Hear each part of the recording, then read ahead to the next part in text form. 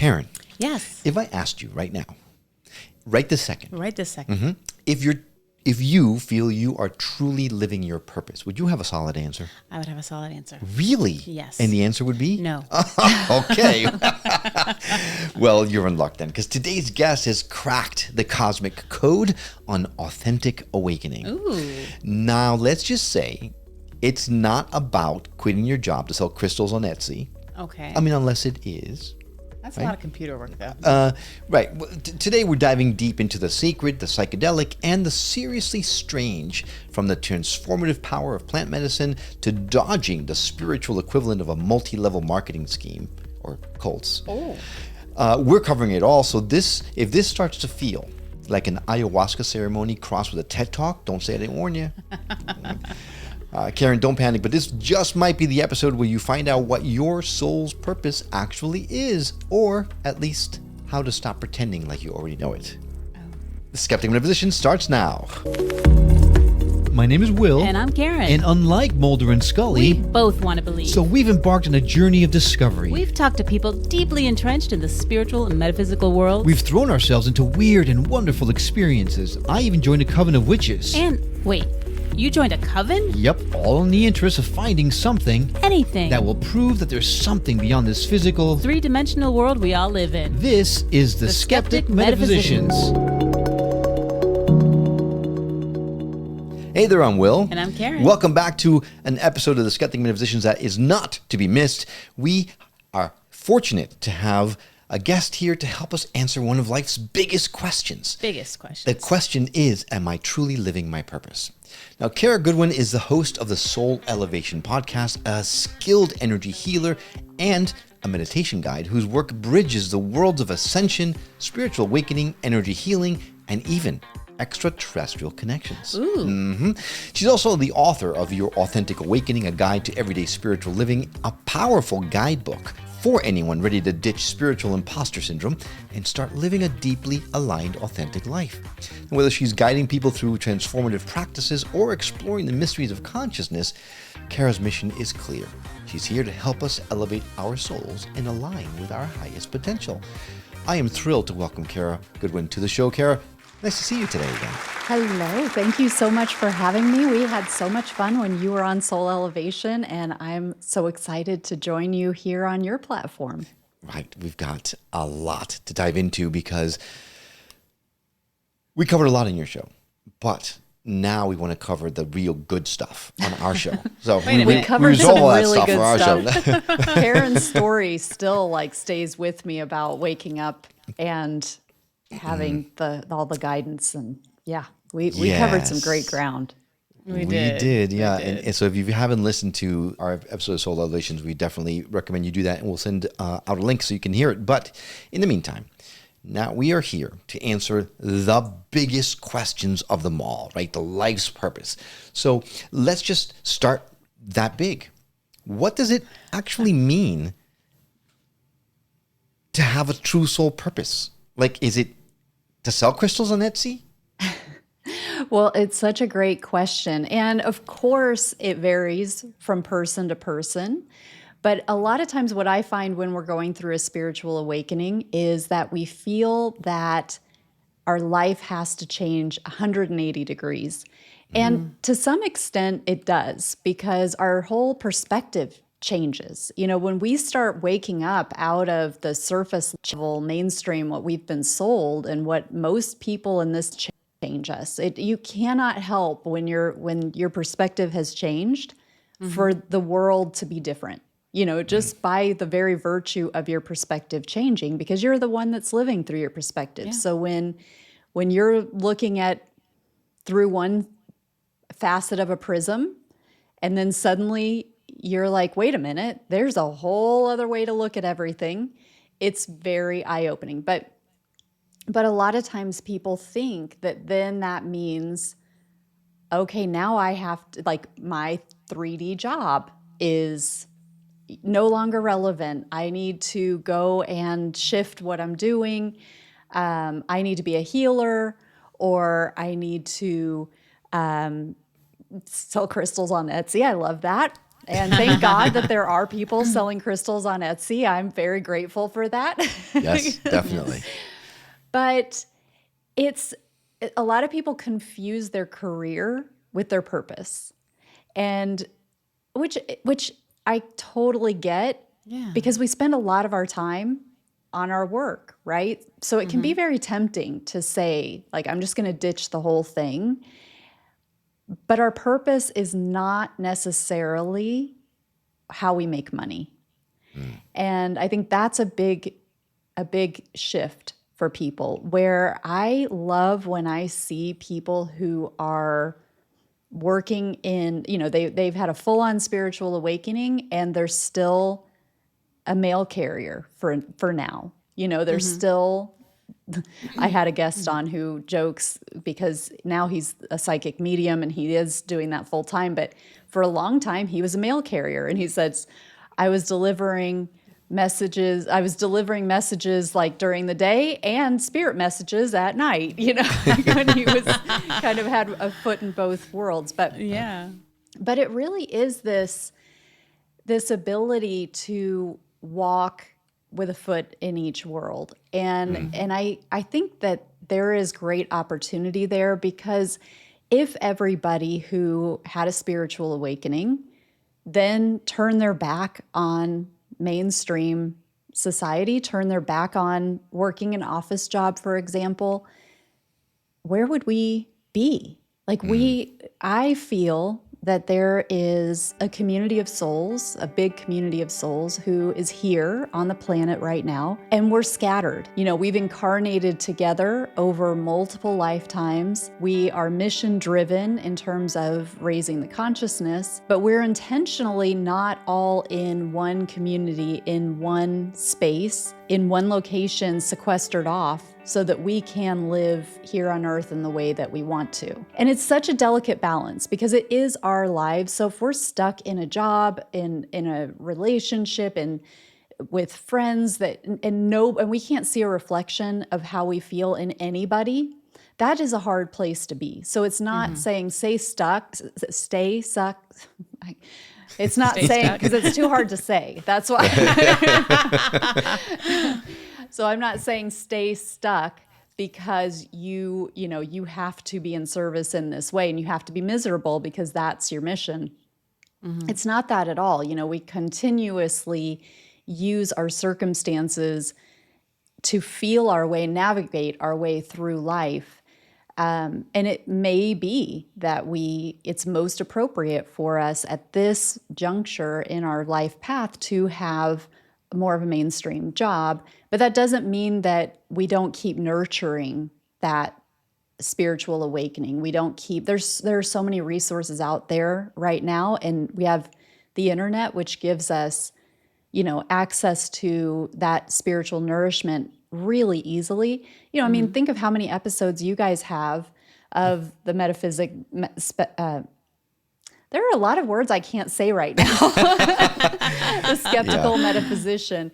And people can be accessing that in their free time, and it is helping them to shift, and it's helping them to nurture that awakening, but it doesn't necessarily mean that they have to turn their back on their whole lives. And another, thing that I think another place where people get stuck is, they may be a certain amount of the way through their lives where they have a family, they have a spouse, they have children, and they may feel like, wait, I'm the only one who's awakened in my house, and feel like there are people who do then run off to a cave and, go and leave their family and go and join a group. And I would just really, really encourage anybody who's feeling like that to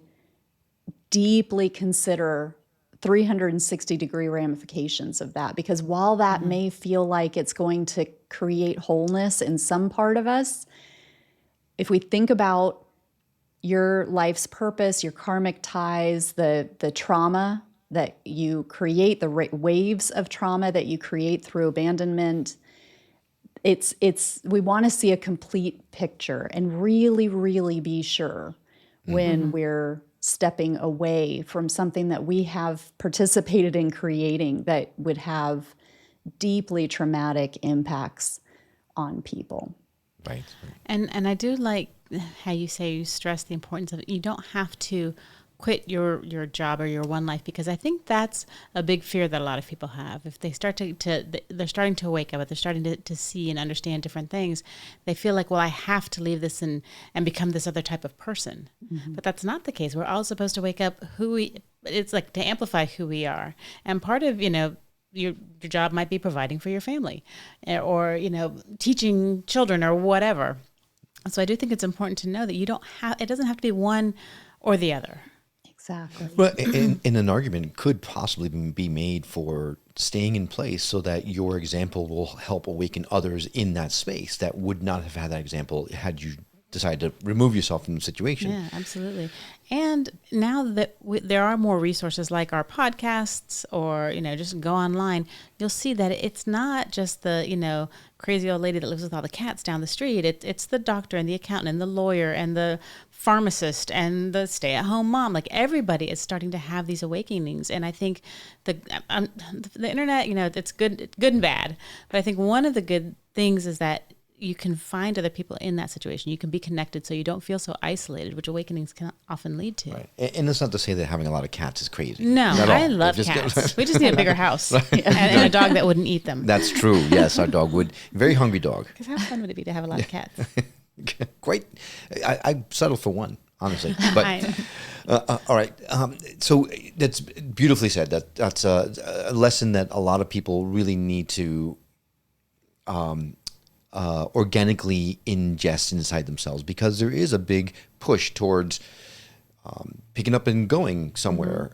Now, there is sometimes an occasion when a spiritual awakening happens that is so debilitating because it is so impactful in so many ways that someone might find it necessary to take some time for themselves to find a way through. But there are people there that can help with that, and when it comes down to it. So, but now your book, you talk about it, your book is called Your Authentic Awakening, right? And you talk a lot about the importance of authenticity. Can you tell, why is it so important to be really authentic when you're going through things like this? Yeah, there are multiple ways that we look at this. And one of the ways is something that you touched on in the beginning, which is kind of following in the footsteps of others or spiritual organizations where and this was part of my path so I do have more of a culty experience, and then I have the sort of spiritual organization that helped me get kick-started. And I don't see that one particularly as a cult. It was definitely alternative kind of spirituality, but it wasn't, I wouldn't say that it was like particularly culty, but it did have a guru, and it was teaching. I was in this organization to help me learn how to meditate and get my feet in terms of spirituality that wasn't wrapped up in religion. And I remember so many times them talking about how this path was without dogma. That was a problem with religion. There's so much dogma in religion, but there wasn't dogma in this path. And yet, each step I took, I was sort of like, there's so much dogma here. Of course there is. It was Of course there is. And it really, one example of that really is crystallized in my mind with it was I had discovered the Enneagram. Are you familiar with the Enneagram? Mm-hmm. Yep, absolutely. Kind of a personality assessment sort of thing. Mm-hmm. And I had heard about it, and I asked one of the elders in this organization if he had heard of the Enneagram and if he thought it was useful. And, at this time I was really like very conscientious of, is this going to take me off my path type of thing? Right. Mm-hmm. And he said, well, Master didn't teach about the Enneagram, so why would I pursue that? And just shut me down. Like, with just a like, don't even look at that. Just keep your blinders on, because we're only going to be focused on the things that the guru talked about. And the guru died died in 1952. So they were keeping his lineage alive through the talks that he gave, 100 years ago and between, 70 and 100 years ago. And so it was dogmatic, it was like, well, sure. I'm only going to put energy and value into things that are part of this path, and I'm not going to explore anything else. And this is a great, big, wide universe and so much has come about since, even in this century, much less the latter half of the last century that they're just disregarding. And so what I had found, and what ultimately why I left that group, was there really wasn't a lot of room for growth. It was just this rehashing and rehashing and rehashing of the same material, and looking at it from new ways, of course. This thing popped up in my life, this new experience. Now, how do I apply this to things that this master had said in their teachings? And there is value in that. But it did get to the point where I just felt like I was in this tight spiral of like looping and looping and looping. And it was like, but I think the Enneagram's fascinating. I want to know more about myself from that angle. And what about Reiki, which wasn't around when he was alive? And, I want to explore that. And I want to explore, like, he never talked about aliens. Maybe I want to learn about aliens. All of these pieces of my spiritual path now, because I let go of trying to fit into somebody else's box of saying, this is how you awaken, and this is what is valuable and not valuable. And so that is one of the ways that I see the importance of authenticity. Is we all have like a soul signature or a soul blueprint, however you want to think about it, a soul frequency. And it's unique to us. And we have it based on our experiences before this life. And this life that we've been living all these years has also colored our soul, and our soul has colored it. But when we enable ourselves and give ourselves the freedom to say, what brings me joy? What brings me excitement? What interests me? And follow that, that is really what's going to help us to keep finding what is relevant to us and to keep growing, rather than to always be, looking around at, okay, well, that person seems further along than me. So what courses have they taken? What courses are they offering? What methods do they use? And there is some of that is still valid, because we are all helping each other. We are walking each other home. That beautiful expression that was it Ram Dass or Ram Dass. Yeah. We are doing this together as a community, and we are offering, a hand back to the people who want to come forward, and we are accepting the hands of those who can help to lift us up also. Right. And we have these unique expressions of who we are, and we will find so much purpose and joy in our lives when we take the cues of what lights that spark within us. And that helps us to express ourselves as that true soul. Yeah, we talk about it all the time on the show. How our fingerprints are uniquely ours. How can we expect everyone's paths to be uniquely the same, right? Or the same when we strongly believe that our spiritual paths are very independently different and unique to each person. There's that the whole tenet of one truth, many paths.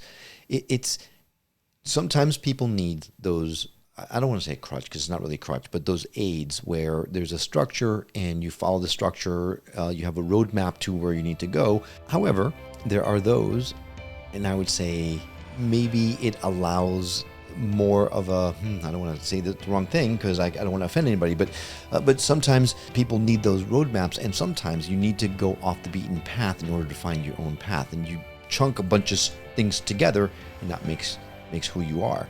There was a time when I was in meditation, felt this message come through that united all these different things, like the astrology, numerology, enneagrams, all these kinds of things, human design, all these kinds of things that were imprinted on us the minute we were born, because we were meant to say, here's all the different dimensions of you, pick which one makes sense so that you can understand yourself. And that's how we move that thing forward. So that's the tenet of New Reality TV. The whole reason we're doing New Reality TV, the way we're doing it, right? Mm-hmm. Absolutely.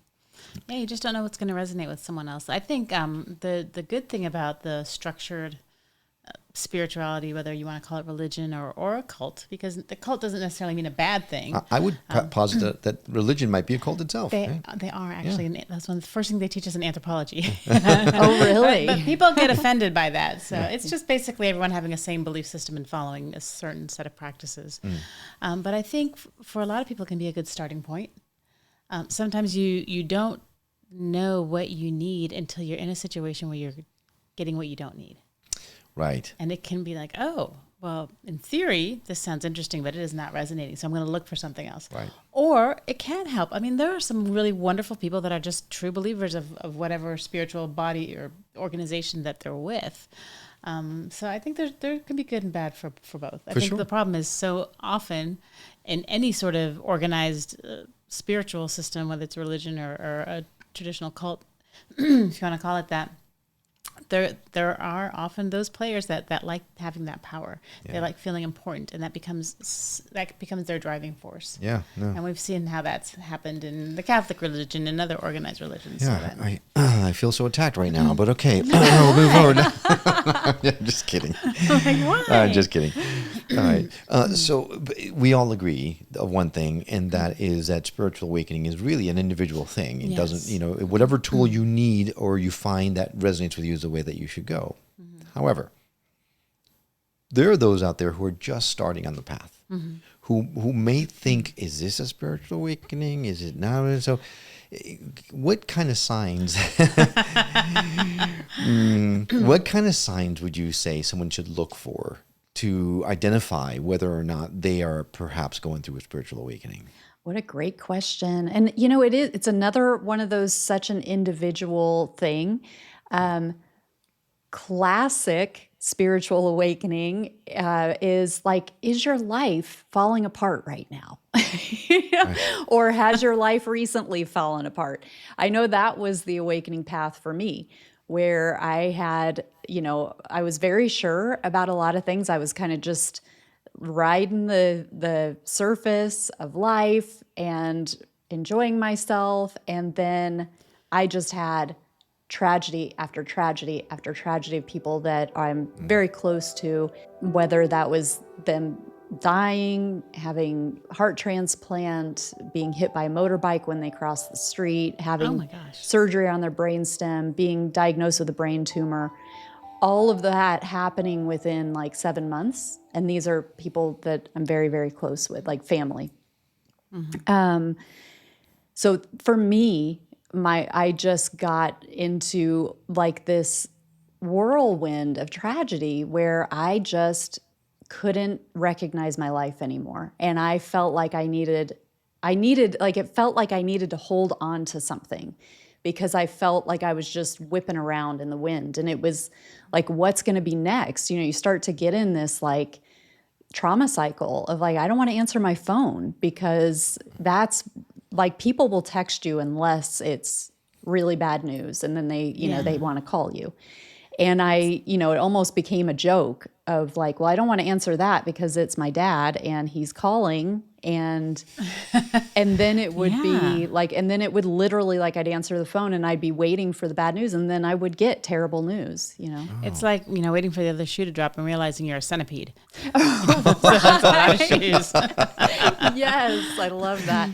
So a lot of times that is what kickstarts somebody's spiritual awakening. And it is, I think, from like a spiritual perspective, at least speaking in my case, I feel like the time was really right. I came here to experience a certain way of living life and looking at life and radiating myself, and I wasn't doing that on my own. And so looking back, it does feel like it was very purposeful for all of those things to happen in such a concentrated time, where I just felt like, because I just wasn't getting, I can see now there were little clues of like trying to get me to, have the space to be able to experience myself in a more spiritual way. And I was like just distracting myself.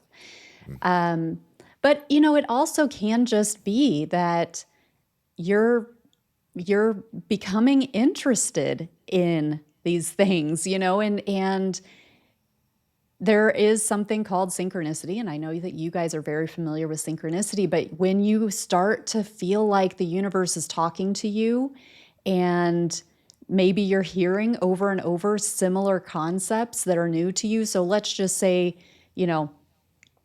everything is energy.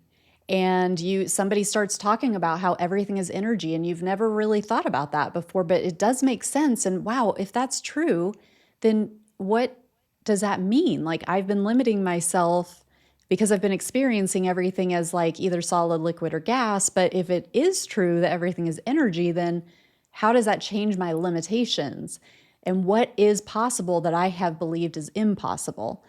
And maybe then you're just everywhere you turn, it feels like people are talking about how everything is energy. And it's like just getting you thinking more and more about reality in a different way. And that's just one example, but there may be different ways that the universe starts to talk to you to say, like, here is a new way of looking at things. Here are some glimpses into what reality really is under the surface of what we've been fed. So I mean, those are just a couple of different ways, but and for some people, it's just this, they've just felt this their whole lives, but they've gone along with the mainstream and they've gone along with what they've been taught. I mean, one of the things I talk about in the book is like how we've been conditioned and we've been programmed, and it's been, society does it just by virtue of being in society. Schooling does it by virtue of being in school. We're being molded and programmed, and our family does it, and the media does it, and I mean, you guys, thank goodness you're creating like this, true platform where people can explore a different view of reality so that, we can have an alternative to what the mainstream is telling us is true. But all of these ways are ways that we've been programmed. But there are a lot of people who, from the time that they've been born, something has felt not right, but they've just been going along with it because nobody else is talking about things in a different way. And then that starts to get stronger and stronger when the time is right. We can never force the rose to bloom, but once it's ready, there are coming. so many different ways that it can express. So what I'm hearing you say, in the crux of it all, is just pay attention. Yeah. Yeah, Pay attention. Some of these things can be tricky. Yeah, no, and it's like, very you subtle. Won't realize, until it breaks your leg in Europe. Right, which may or may not have happened, actually. But I always say the universe starts with a whisper in the wind and ends with a 2x4 to the head. Yes. Or the ankle. Or the ankle, yes. Right. Well, something that people are turning to more and more to do a spiritual awakening is plant medicine. And I know that you have some experience with this. So how can someone know for sure whether or not plant medicine is something that they should turn to look at their spiritual awakening process, or if it's just the fad that's going around now? How does someone discern between those two? That is such a great question. And it's Yes, 2 in a row. Yes, good job. But it dovetails so well into what we're talking about, because some people do, like, I know of people who just kind of, they get curious about something like Bufo or mushrooms. I can't imagine licking a frog. I just can't imagine that. But Well, anyway, I don't sorry. think you have to. I think you can. I don't know if they smoke it. I mean, but I don't think. I don't. Well, I Smoke don't the frog? know. No, the whatever they get from That's the frog. a big rolling paper they got to find there. I think I was assuming that they didn't. There was no actual live frog involved, but now you got me questioning. I don't know. Welcome to the Skeptic Metaphysicians. Oh my gosh. Yeah, But, no. like, I know people, for instance, who have done like very hardcore, like psychedelic experiences, and they did it more from, for lack of a better term, for a party reason. You know, like they just wanted to experience like an alternate consciousness, but more in a party sense, and then just had their whole world rocked, where they're like, oh, I've got to sell all these things that I thought were important, but I don't care about that stuff anymore, and it's that's a silly thing that I'm letting go. And so it really kind of unexpectedly had an awakening impact on them. And then there are a lot of people who are, you know, going to South America, going to Central America, having ayahuasca ceremonies. I don't personally have experience with ayahuasca, but I do know that so many people have really beautiful, valid awakening experiences where they're just experiencing reality in a different way. They're seeing into the matrix. They're experiencing, you know, spirits that are coming to them and talking to them. But it's tricky territory for many reasons. You know, one just being you're very, very vulnerable in that state. And so, you know, you're going to a foreign country, you don't know the shamans. The shamans are wise to, you know, there are a lot of people performing this who aren't actually shamans. And you're not only vulnerable in just your physical, but it's an energetic experience. And there are people who know how to manipulate energy for their, you know, which is for their gain and for your loss. So that is just something to definitely be aware of. I wouldn't go out and listen to stories of ayahuasca and just take them at face value and think like, yes, this is the path. I'm one day into my spiritual awakening and this is step 2. You know, this is going to be my day 2. You know, you really want to be mindful and cautious, but it can be a great tool. Now, I personally have experience with mushrooms sometimes, and I've had some beautiful experiences with that. But what's interesting, because I am going through my own sort of personal change with regards, if we want to call it plant medicine. So I live in Indiana and you can't get THC. It's not illegal. Like you can't even get it. I don't think you can even get it for like medical. But you can get CBD. And so I have had experiences where I've taken some CBD at night, but it does have THC in it. So this is where I get confused, because I'm like, well, it says there's THC. Anyway, so like, so that's why I'm only saying that because of the plant part. Like I consider it plant medicine, even though I'm taking like a gummy or something. But I don't know if it's because I have had a couple of experiences with mushrooms that really opened up my psychic perception in terms of being able to see like very psychedelic. I mean, it's a very psychedelic experience, but there are plenty of times where I have had CBD, and then in that space, like between wakefulness and sleep, called the hypnagogic state, I have had very psychedelic experiences, but without psychedelics.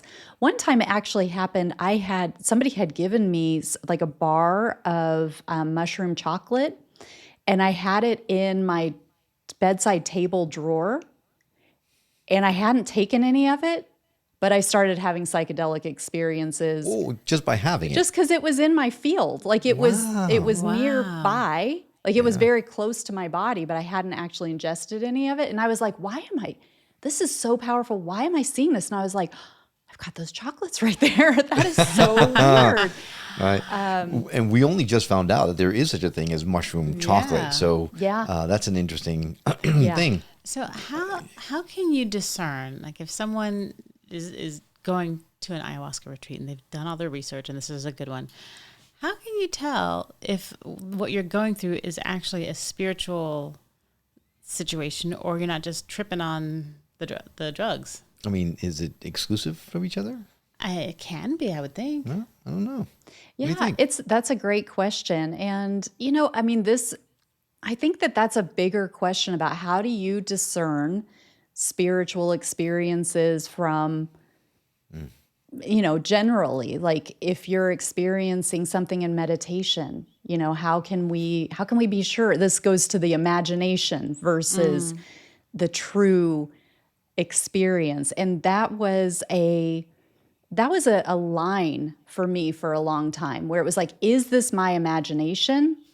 And not necessarily, again, like not necessarily with ayahuasca or with plants or anything, but just even in meditation or in a dream, like I would have a dream and I would feel like, God, that was so real. And I was with this person who passed away and, they gave me a hug and I felt them, like I could feel them when I was hugging them. They felt solid. And yet I was dreaming. Was it a dream? Or was it like a special dream? And it was an either or. And that's something that through my spiritual awakening, I've softened that either or, where it's like the imagination and our perception is so powerful. And when we try to say like, is it this or this? Was it real or was it my imagination? It's like, well, what is your imagination? Your imagination is real and it is connecting you. But what I was doing was shutting off these things that could have been really great experiences because I was like,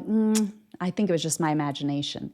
And then, it's like, it's taken me some time to like soften that, like just the imagination and be like, what is my imagination leading me to?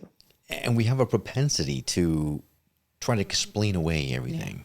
Right. So it's just my imagination. So that's our knee jerk. We go to that automatically. But the more that you start, we talk about it all the time, the more you suspend your disbelief and you allow magic to happen, you open yourself up for more magic to happen. And then more synchronicities happen and more coincidences that we call little miracles, right? Karen calls them little miracles. And if you I no longer, I used to always say, oh, there's got to be valid explanation for this and find the scientific way to explain it. I don't do that anymore because I now just enjoy the magic. Yes. And that's thanks to her. Yeah. I don't know. Well, it's like going to a magic show. It's so cool. Then you find out how they did it, and it's not that impressive anymore. Yeah. The awe is gone. In fact, there's this thing that happens when I meditate now. It used to happen to Karen. I don't know if it still does know, but I'm seeing these colors. Like I'm seeing purple. Yeah, right? you're seeing the colors? I am. Oh, good. I am. And so, Sorry. so everything inside me is going, okay, I need to research. What are these colors that I'm seeing in my head? Like, and scientifically explain them. But I stop myself from doing it because I don't want to know. Yeah. I'm enjoying the experience. I'm allowing my mind to think whatever it wants to think about it and just going with it. And it's beautiful. It's really fun to have happen. That. So, yeah. Well, it's very cool. and kind of bringing it around to Karen's thoughts about like, well, how do you know if this is real or not? And this is kind of where that evolution is happening for me with the CBD because it's so much easier for me to have these experiences, these metaphysical experiences at night. I don't know if it's just that it's helping me to stay in that in-between space because I don't fall asleep as quickly, and or if it's actually helping my focus in terms of there's, you know how you focus your eyes and you, depending on the distance of what you're looking at, your focus changes. Well, in your inner sight, that is also happening. So it's very similar to how your eyes focus, but it's like the chaos and noise of the static that you see behind closed eyes. When I start to have these experiences, it starts to organize and there starts to be structure in the chaos. And then I start seeing these energy patterns and and I'll get insights, downloads. Usually I'm not seeing like form. I'm not seeing people or landscapes. Usually it's energy patterns, and they're moving and changing. And depending on how I focus, that inner focus depends on what I see. You know, I might see space. I might see just like, it's like I'm in space. I might see it more like I'm in a dome, and I'm seeing columns, very like mosque/cathedral like senses at different times. Lots of seeing like toroidal fields from the side, and it's moving, which also has it like psychedelic tree look to it also. So it's been one of those things, because I enjoy those experiences so much. It was like, oh, well, CBD helps me to be able to experience these more. And then I guess it was like 2 months ago now, maybe, I had a really strong dream. And I won't go into the ins and outs of it, but essentially, I got to this gatekeeper and in the dream, and I was looking for my passport, and I only had expired passports, and I couldn't find. And this guy was like so nice; he was such a great guy. And I was looking through my backpack, and I found all these gummies, these red gummies.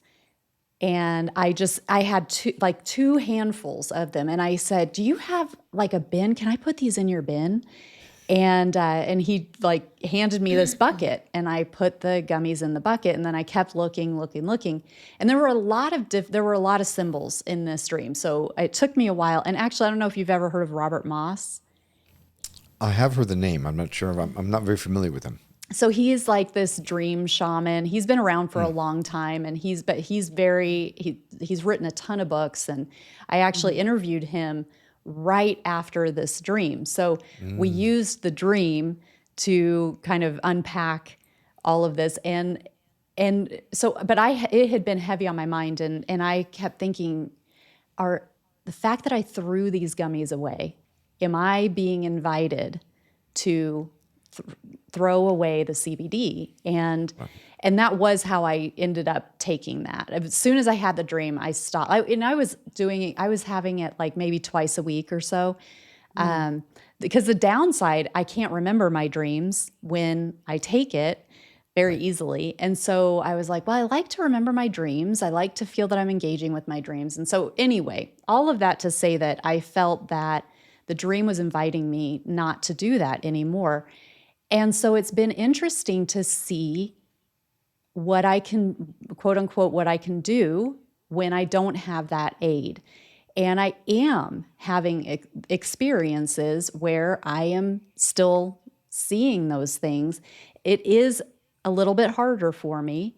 But I am like, oh my God, I am doing it without the aid. And so, but I do feel so much that it served, it helped me to carve. What I feel like is happening is that I've carved these pathways, and I can get to these states because I have these pathways carved, and I no longer necessarily need that aid to be able to take me there. So it's interesting how these things evolve and how they can be valid aids until, but then we might kind of graduate out of them, and maybe they'll become an aid again in the future. But it does really seem that right now it's important for me to not. Right. Yeah, it does sound like that you were being told you don't need this. Yeah, it does. Well, we all know the power's inside, right? Yep. It's within. So, okay. So we are quickly running out of time. So I want to make sure that we take some time to talk about your show, because you graciously invited to be guests on your show. We had a wonderful time. Now, your show talks about all kinds of stuff, right? The name of the show is the Soul Elevations Podcast. You explore some really cosmic territory, right? Like ascension and ET contact and energy healings and all kinds of stuff. How do all these threads weave together in your show, in your work? Yeah, it's a really appropriate question, because for a long time the podcast was called Meditation Conversation, because when I started it back in 2018, it was really around meditation. And then after a couple of years, I started having much more consciousness-based conversations. But it took me forever to change the name, because I liked the rhythm of meditation conversation. But eventually, I mean, literally it's just been in the last few months that I changed the name to Soul Elevation, because the conversations are really focused on the broader consciousness. And I'm not really talking about meditation. I haven't for a very long time. So it's like both of like, if you want a show that's going to talk about meditation, this is not your show. And if you don't want to listen to something because you're not interested in meditation, this could be your show. Right. But it's when we think about consciousness, there are all these different threads. It's again, kind of going back to that prism where we've got a prism of consciousness, and the light that shines into it then has these rainbow fractals that go out, and that one stream might be energy healing, and one stream might be ETs and how they're helping us with our spiritual development, and one might be alternative health and healing. And so, but the common factor with all of it is that we are more than the physical, and we are more than our minds. And there is something that is connecting all of us. And if we really utilize that, we can be so much more than what we think we can be. And so that's really the core of what I like to explore on the podcast. Nice. And here I thought E.T. just wanted to phone home. He wanted out of here. You're on a roll today. All right. So if someone, and I've been listening to your show, and sometimes you do interviews like what you did with us, and sometimes you do solo shows where you actually impart messages and lessons for people to learn. Is there a particular person that you think would be most appropriate to listen to your show and really truly have some good takeaways from? Yeah, anybody who is going through spiritual awakening, and there are, like we've been talking about this whole time, there are different levels of awakening. There are different ways that we awaken. Some people, for example, awaken, back to an early question, some people awaken because they realize, they go more the conspiracy route, for example, where it's like, and sometimes that's related to like a medical thing where they do a deep dive and they're like, wait, why don't we do it this way? Why are we having to take pharma, pharma is being shoved down our throat, but there are these other legitimate things. And then you kind of go down that rabbit hole and there's some really gnarly stuff going on there. And that makes people start to question their reality.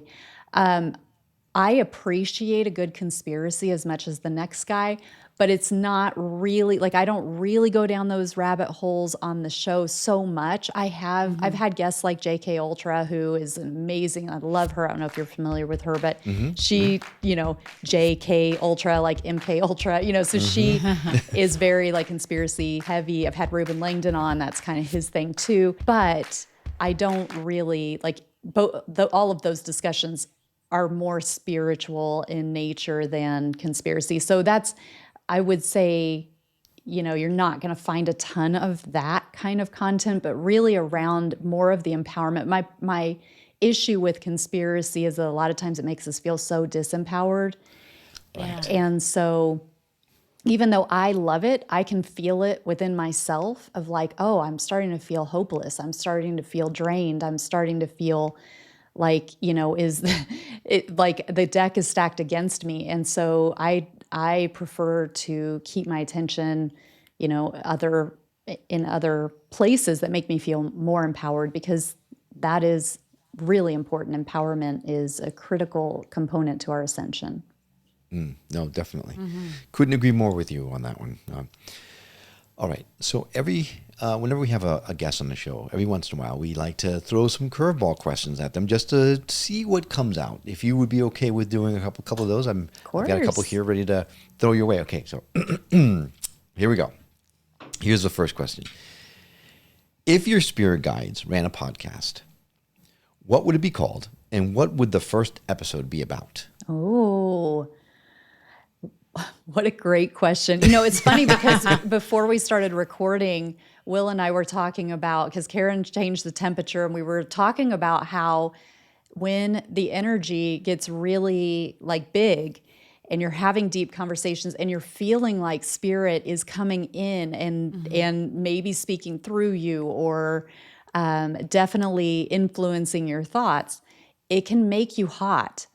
And so you were sharing stories about that. And I was like, yeah, I just hosted a workshop last night and oh my God, like I got all red and I was sweating and but it felt like it felt so palpable that there was presence there beyond myself.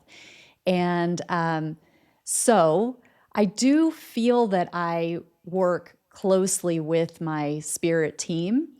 And I do feel that they helped me to change the name of the podcast recently, like I was talking about, from meditation conversation. Like that seemed to be more of a suggestion from outside of myself because I'd been not interested in doing it for so long. And then it just was like all of a sudden, like on a dime, oh, I'm going to do it this way. And so many things lined up to support that happening all at once where I had that idea and then different, for example, the imagery that you see behind me with the geometry, sacred geometry, like that came in right when I was rebranding everything, but it was completely a coincidence, so to speak, but different things like that where it's like, oh, one of the first episodes I have under the new name, it's got a different backdrop and there's, lots of things changed all at once, but not by design. So the answer to your question, I would say that they would call it soul elevation because I think that's the name they wanted. Right. And then, what seems to feel really relevant to a lot of the content, a lot of times my conversations come back to, don't forget you've got this support on the other side. You've got this team that is backing you up. Don't forget about them and call on them. And so I think that would be an easy first topic that they would want. Okay, that's a great answer to that question. Okay, here's a second curveball question. And I love this one, but you're probably going to hate it. So, if authenticity had a smell, what would it be and why? Oh, gosh. For me, it's a woodsy smell. Okay. Yeah. And I... Like patchouli. Yeah. Or like cedar. Okay. But I get that what I immediately saw was like the bark of a tree. Right. And so I think I would have to pick that apart a little bit to like, how that happens sometimes where it's like, well, here's my answer. Now let me see if I can figure out why that's my answer. Right. But I think maybe because there is just something so grounding and so present with like a wooded area or trees, there's that stability. There's the network, the tree network that's happening under the ground where they're all communicating in this really mysterious way for us on the surface of life. Let's go with that. Let's go with woodsy, cedary. I like it. Karen, you're a big smell person. What do you think it would be? Chocolate. Maybe mushroom chocolate? Yeah, I was thinking, I was kind of taking it apart too. Like, okay, well, cocoa. Or cacao. Cacao. Is, what they used in the ancient civilizations for different ceremonies. So that was always very important. Yeah. And now that we're trying to make this more palatable, we're mixing it with sugar and milk. And, it's a lovely feeling that you get when you eat chocolate. It popped into my head. Right, because cacao is bitter, actually. The actual cacao is actually a bitter taste. And it was very limited. Only the very special people could have it. Right, the royalty. So now it's like, get your little Hershey bar. Right. That's not real chocolate, though, right? I know. I mean, but it is. It's but a tasty it's treat. Amazing, yeah. All right, Kara, this has been wonderful. If someone wanted to, A, listen to your show, or B, reach out to you to have a deeper conversation with you, what's the best way for someone to reach out? Well, you can go on the podcast website is Soul Elevation Podcast. You can reach me through there. And I have another website that is KaraGoodwin.com. I spell Kara with a K. And I'm on Instagram is kind of the one that I'm on the most. That's Kara_Goodwin_meditation. Okay.